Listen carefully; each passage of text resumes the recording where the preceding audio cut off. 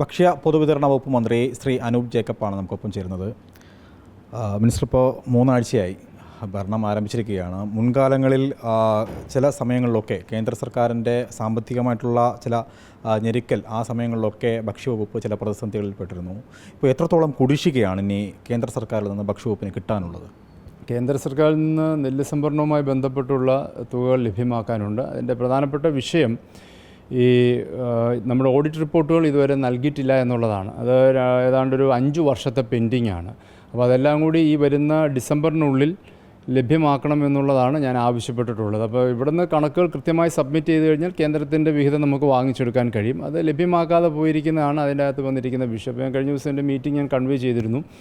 അപ്പോൾ അതിൻ്റെ ഞാൻ കഴിഞ്ഞൊരു 4-5 വർഷത്തിൻ്റെ അകത്തുള്ള റിപ്പോർട്ടുകൾ അവർക്ക് ലഭ്യമാക്കാനുണ്ട്. അപ്പോൾ വരുന്ന ഡിസംബറിനുള്ളിൽ അത് പൂർണ്ണമായും ലഭ്യമാക്കണമെന്ന് ഞാൻ ആവശ്യപ്പെട്ടിട്ടുണ്ട്. അതനുസരിച്ച് കേന്ദ്രത്തിൽ നിന്ന് ഫണ്ട് നമുക്ക് റിലീസ് ചെയ്ത് വാങ്ങാൻ കഴിയും.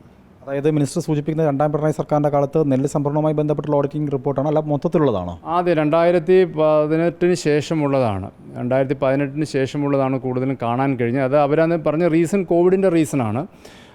കോവിഡ് വന്നതുമായി ബന്ധപ്പെട്ട് പിന്നീട് അതിൻ്റെ ആ ഒരു സ്ട്രീം തകിടം മറിഞ്ഞു എന്നുള്ളതാണ് അവർ പറഞ്ഞത്. പക്ഷേ ഈ പറയുന്ന പോലെ ഇത്രയും ഡിലേ വരേണ്ട കാര്യമില്ല. അപ്പോൾ അത് സ്ട്രീം ലൈൻ ചെയ്യാൻ വേണ്ടി ഞാൻ നിർദ്ദേശം എൻ്റെ ഓഫീസ് അത് മോണിറ്റർ ചെയ്യുന്നുണ്ട്. അതിന് പുറമെ മറ്റ് ഇപ്പോൾ സപ്ലൈകോയ്ക്ക് അടക്കമുള്ള കാര്യങ്ങളിൽ എങ്ങനെയാണ്? പിന്നീട് സപ്ലൈകോയുടെ മാർക്കറ്റ് ഇൻ്റർവെൻഷൻ്റെ കാര്യമാണ്. അതിൻ്റെ അകത്ത് ഈ പറഞ്ഞതുപോലെ മാർക്കറ്റ് ഇൻ്റർവെൻഷനും ഈ പറഞ്ഞ കഴിഞ്ഞൊരു 10 വർഷത്തെ വലിയ രീതിയിലുള്ള തുക അതിൽ അക്യുമുലേറ്റ് ചെയ്ത് വന്നിട്ടുണ്ട്. അതിൻ്റെ ഏറ്റവും പ്രധാനമായിട്ടും വന്നിരിക്കുന്ന ഒരു വിഷയം 2016 മുതൽ 2021 വരെ സപ്ലൈകോ 13 സബ്സിഡി സാധനങ്ങൾക്ക് വില വർദ്ധിപ്പിക്കാതെയാണ് അവർ നൽകിയത്. ഈ വില വർദ്ധിപ്പിക്കാതെ ഒരേ വിലയിൽ കൊടുത്തപ്പോൾ ഉണ്ടായിരിക്കുന്ന ലോസ് വളരെ വലുതാണ്. അത് സ്റ്റേറ്റ് ഗവൺമെൻറ് അത് മീറ്റ് ചെയ്ത് കൊടുത്തിട്ടില്ല. സപ്ലൈകോയ്ക്ക് പൈസ കൊടുക്കും. കാരണം സർക്കാരിൻ്റെ ഒരു പോളിസി ആയിരുന്നല്ലോ 13 സബ്സിഡി സാധനങ്ങൾ വില വർദ്ധിപ്പിക്കാതെ ഒരേ വിലയിൽ കൊടുക്കുക എന്നുള്ളത്. അങ്ങനെ കൊടുക്കുന്ന സമയത്ത് ഉണ്ടായിരിക്കുന്ന നഷ്ടം നികത്താനുള്ള ഉത്തരവാദിത്വം സർക്കാരിനുണ്ടായിരുന്നു. അന്നത്തെ കാലത്ത് ചെയ്തില്ല. സ്വാഭാവികമായിട്ട് ആ നഷ്ടവും ഇതിനോട് ചേർന്ന് കടന്നു വന്നിരിക്കുകയാണ്. അപ്പോൾ ഞാനിത് അന്ന് 2019 അസംബ്ലിയിൽ തന്നെ ഞാൻ ഈ വിഷയം ഒരിക്കൽ സൂചിപ്പിച്ചിരുന്നതാണ്. ഇവരുടെ ആദ്യത്തെ ഗവൺമെൻറ് സമയത്ത് തന്നെ ഈ നയത്തിലുണ്ടാവുന്ന വീഴ്ചകൾ ഞാൻ പറഞ്ഞിരുന്നതാണ്. ആവശ്യത്തിനുള്ള തുക സപ്ലൈകോയ്ക്ക് കൊടുക്കാതിരുന്നു കഴിഞ്ഞാൽ ഒരു വില കൂട്ടാനും അനുവദിക്കത്തില്ല, ഈ പറയുന്ന നഷ്ടം നികത്താനുള്ള ഫണ്ടും കൊടുക്കുന്നില്ല. അതുണ്ടാക്കാൻ പോകുന്ന പ്രതിസന്ധി ആദ്യമേ ചൂണ്ടിക്കാട്ടിയ ഒന്നായിരുന്നു. പക്ഷേ അത് സ്വാഭാവികമായിട്ടും അതിൻ്റെ ഒരു പ്രതിഫലനം ഇപ്പോൾ കണ്ടുവരികയാണ്. ഇപ്പോൾ യഥാർത്ഥത്തിൽ ഈ അടുത്ത കാലങ്ങളിൽ വന്ന് ഇപ്പോൾ 2023 അല്ലെങ്കിൽ 2023 ശേഷം വന്നിരിക്കുന്ന ഈ പ്രതിസന്ധിയുടെ പ്രധാന കാരണം ഇവരുടെ 1ാം ഗവൺമെൻറ് LDFൻ്റെ ആദ്യത്തെ സർക്കാർ വരുത്തി വെച്ച നയപരമായ വൈകല്യമാണ്. അതാണ് വിഷയം. നയപ്രഖ്യാപനത്തിലടക്കം മുന്നോട്ട് വെച്ചതാണ് ഈ സപ്ലൈകോയിലുള്ള നഷ്ടം, സപ്ലൈകോയെ ലാഭത്തിലാക്കാനായിട്ട് വെബ്കോയുമായിട്ടുള്ളൊരു ടൈപ്പ്. എങ്ങനെയാണ് അങ്ങ് അത് നോക്കിക്കാണുന്നത്? അതിനെ സംബന്ധിച്ച് അതിൻ്റെ അകത്തൊരു അഭിപ്രായം രേഖപ്പെടുത്തിയിട്ടേ ഉള്ളൂ. അതിൻ്റെ വിശദമായ ഡിസ്കഷൻ നടത്തേണ്ട ഒരു മാറ്ററാണ്. അതിൻ്റെ ഡിസ്കഷൻ നടത്തിയതിന് ശേഷം എനിക്ക് അതിനെ സംബന്ധിച്ച് അഭിപ്രായം പറയാൻ കഴിയത്തുള്ളൂ. ഈ വകുപ്പ് ആദ്യമായിട്ടല്ല കൈകാര്യം ചെയ്യുന്നത്. നേരത്തെ തന്നെ നമുക്ക് ഈ വെബ്കോ 84 രൂപീകൃതമാകുമ്പോൾ തന്നെ കരുണാകരൻ സർക്കാർ വരുമ്പോഴാണ് ഇത് രണ്ടും രണ്ടിടങ്ങളിലേക്ക് പിന്നീട് മാറ്റുന്നത്. അപ്പോൾ അങ്ങനൊരു വിഷൻ അങ്ങേക്കുണ്ടോ ഒരുമിച്ച് കൊണ്ടുപോകണമെന്നുള്ളത്? അല്ലേ, സപ്ലൈകോയ്ക്ക് വലിയ രീതിയിൽ ബാധ്യത വരുത്തി വെച്ചു കഴിഞ്ഞ 10 വർഷം കൊണ്ട്.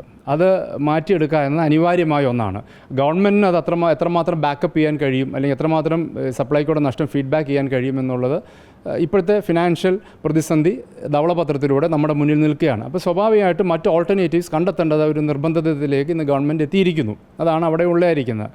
അപ്പോൾ അത് എങ്ങനെ ചെയ്യാൻ കഴിയും? ഇപ്പോൾ ഈ പറഞ്ഞ പോലെ പല അഭിപ്രായങ്ങൾ വന്നിട്ടുണ്ട്. ഈ അഭിപ്രായങ്ങൾ അതിൻ്റെ എല്ലാ ഭാഗവും ചർച്ച ചെയ്തെടുക്കേണ്ട ഒരു വിഷയമാണ്.